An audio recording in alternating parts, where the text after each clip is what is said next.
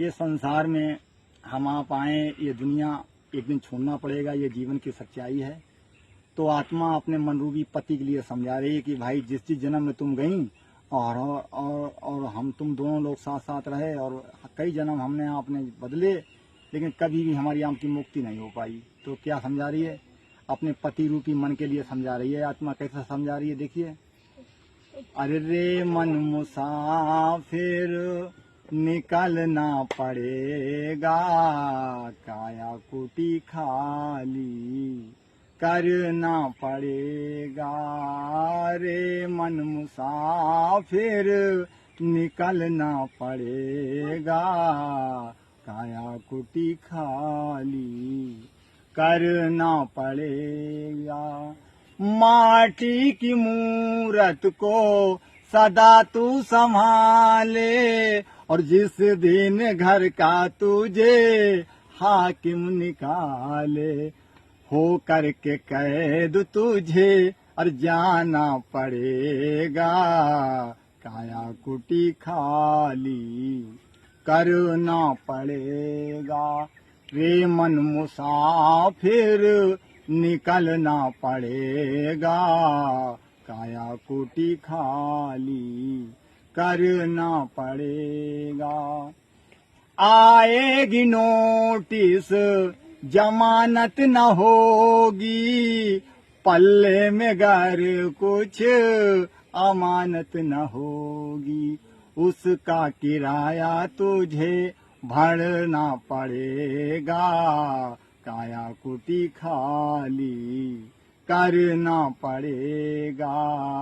रे मन मुसाफिर निकलना पड़ेगा, काया कुटी खाली करना पड़ेगा। यम की अदालत में जब तुम चलोगे और पूछेगा मालिक तो क्या तुम कहोगे। यम की अदालत में जब तुम चलोगे और पूछेगा हाकिम तो क्या तुम कहोगे। पापों की अग्नि में और जलना पड़ेगा, पापों की अग्नि में जलना पड़ेगा, काया कुटी खाली करना पड़ेगा। रे मन मुसाफिर निकलना पड़ेगा, काया कुटी खाली करना पड़ेगा। अब संत महात्मा आते हैं, जगह जगह सत्संग लगाते हैं कि जीव बेचारा अभागा है और उस पे ज्ञान गंगा का सत्संग पड़ जाए तो उसकी मैलाई सब कट जाए।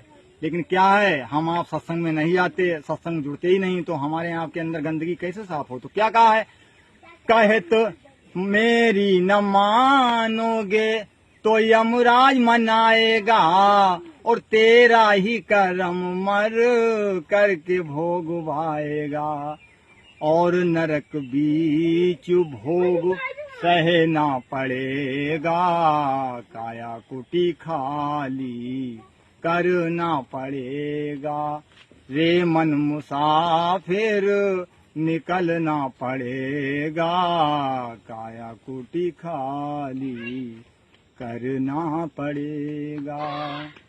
रे मन मुसाफिर निकलना पड़ेगा, काया कोटि खाली करना पड़ेगा। रे मन मुसाफिर निकलना पड़ेगा, काया कुटी खाली करना पड़ेगा। आखिर में गुरु महाराज जी ने क्या कहा है, ये कहा है, कहे तो सतगुरु जी और फिरेगा तू रोता, और 184 में खाएगा गोता।